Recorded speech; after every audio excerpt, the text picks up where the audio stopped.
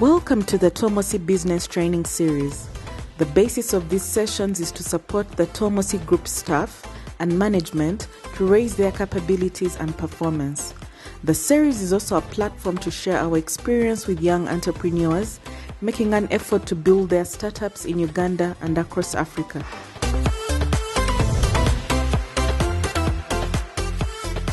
To all of you who follow us on various social media platforms, during our Friday teaching sessions in the morning, we thank you and we deeply appreciate that you give us feedback on how these sessions are helping you to navigate the world of startups and your knowledge of the East African Great Lakes region as a market. As many of you might know, we prefer to see you face to face and have an engaging conversation and debate these matters. This is always our approach to issues of leadership, of business development for our country. We don't like imposition of ideas or people or hiding behind platitudes. For we know when someone understands the thing well, they take decisions in a firm and sure way. Our prayer is that when the country fully opens, on account of all of us either getting vaccinated or at least hopefully in significant numbers, we can return to our normal regional monthly teaching sessions on enterprise development and the building of national collective values across the country. Last week, one of you asked me to comment on the closing of some of the international retail stores in Uganda, and I thought we should use this session as feedback on this issue. Why the closure? And what does it mean for our economy? By this, I think the questioner meant one retail chain store that had 5 outlets in Kampala, and it announced closure of these outlets at the end of August. There was also another announcement I saw, I was out of the country, about a telecom company that closed in about the same time. I think it isn't right to say that stores and companies are simply closing. Let's get it right first. Some close, and some certainly replace them almost immediately, or they fill the space left behind. They pick up the customers, and that is very important. In this case, the retail store which closed in the Uganda and Madagascar markets, but even before this, it had closed its other outlets in Tanzania and in Kenya sometime in 2015, 2016. However, another one of the retail outlets, originally French, I think, now runs a franchise by some Middle Eastern owners. This franchise has taken over the outlets of that company that closed.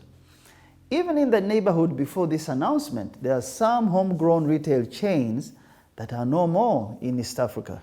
You remember Uchumi, Nakumat, Tuskies. They are all examples of what at that time was billed as solutions to growing middle-class shopping needs in the region. Now, this recent outlet or supermarket that closed in August, this happened after its 21 years of existence on this market, which is a sign that age is not necessarily an insurance for longevity or stability in business. Business is driven by circumstances. The reason we got to be dry-eyed when we assess each opportunity as young people getting into an enterprise and chasing the market for sales. Business naturally has swings, has ups, has downs, it has troughs and valleys, or it has tops of hills, and often these cycles birth new things, bring forth new ideas, new ways, and it destroys old ones, old ways of thinking, including certain market habits, consumer preferences, and tastes, modes, and style of shopping. Business isn't for the faint-hearted, I've told you in the past. We go into it with all our lives and all our emotions and all our eyes wide open, knowing we will take a fall and we will rise again if we don't give up easily. This is normal. In our world, we had never braced before something with such steep negative effect on retail chains, on logistics, on travel and transportation, on human social relations, we never experienced something as bad as this coronavirus. The pandemic has exposed many of us who were weak as businesses before it struck, and it has in equal measure strengthened some who had built resilient business models. It has raised the level of technology use and planning to such a level that many businesses that are not ready to adapt to this new reality will not survive for long. We are all in a learning and growing phase, always as business people. They say human beings grow according to the demands they choose to impose on themselves. If you don't impose a demand on yourself, if you don't accept that, the world and nature will impose these demands at a time when you are less prepared. In business, if an entity survives and grows strong and another one dies, the one that dies tells us that it had been occupying space that was not necessarily its own. It was eating other worthwhile businesses' space, and it would need to be built differently if it has to be resurrected in another mode to serve its customers. Now, so today there are three things I suspect I want to share with you that I suspect led to the closure of some of these retail outlets, or the supermarkets as we call them, in Kampala. First, in much of our human history, the first industry that traditionally propels growth and transformation in any country is agriculture. The Romans 2,000 years ago knew how to use other people to grow grain, to enforce agriculture, even if this was not in Rome, to ship the grains across the seas and to store these grains for their own use for very long periods. Those of you who read the Bible like me, as a history and faith book, know that, for example, the ship that transported Apostle Paul, the first century theologian and preacher, from Alexandria in Egypt to Rome in Italy, which was carrying grain, and it had 276 people with it. That ship must have loaded the grain coming from Syria and North African farmers. Now, 2,000 years later, when you have trading outlets that are far removed from the production of farmers in a developing country, it means that those outlets will not move in tandem with the growth of the farmers' incomes or their purchasing power and their trading outlets. In this case, the competition between the markets and the trading outlets, the markets now, I'm talking about the supermarkets, the one that closed and others, and the trading outlets of Nakasero, Nakawa, Kalerwe, Owino, and other food stalls across the highways into Kampala.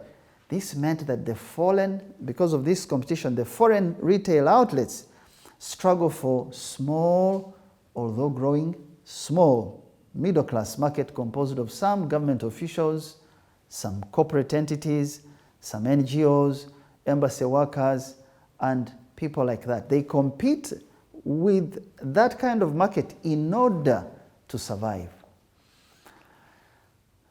At the start of the lockdown in March 2020, you remember in one of my podcasts, I shared with you my daily walks through, those of you who know Kampala very well, through Salama Road, to Chibira Zone, to Busabala. I would do this every day. To Ndeje, to Lubugumu, to Zana, and how many local business outlets I would meet with strange names. I found names like Ania Lemesa Pork Joint, Obushera Chichiga Company Limited, Katogo 24/7 Limited, Kampala Nyuma Park, many more names like these. Now I can tell you that it has been very difficult to integrate those traditional businesses and retail outlets into the large foreign retail supermarket chains because of the supermarket's insistence on certain standardized parking systems, the terms of payment of those supermarkets that often can go up to 45 or even 60 days. Standardization and quality levels growing is one of the modern ways to sell. But in countries where incomes are still low and where even the sustainability of supply for a particular product that is signed on is really still in question, the good attributes of sustainability become the inhibitors for retail chains' penetration into the country's market. It takes time for farmers to understand the importance of producing for a larger and more demanding market. The reason we have been speaking about the teaching and creation of enforcement measures for farmers, such as those I often speak about in Sironko, who grow coffee, they need to get a full picture of where their coffee goes, who consumes the coffee, and what does the consumer need, so that these farmers in Sironko can aggregate their efforts, they lower their costs of production, they join retail outlets on better terms. Doing it in this way means that farmers can actually demand shelf space on supermarket chains on farmers' terms.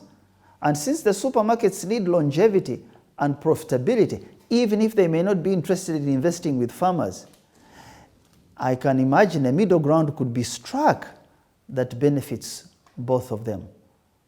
Now, but in cases where farmers, even often resist building of these standards, such as in my own case, where foot and mouth disease in my area, the outbreak often generates unhealthy relationships between farmers on one side, veterinary officers on another, security and government officials on another. It is hard to enforce standards.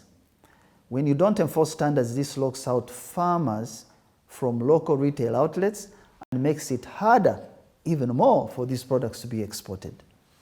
Farmers and enforcement agencies need to strike from one position, one that ensures long-term growth of the farmers' production standards in order to make use of the supermarkets in the country and outside.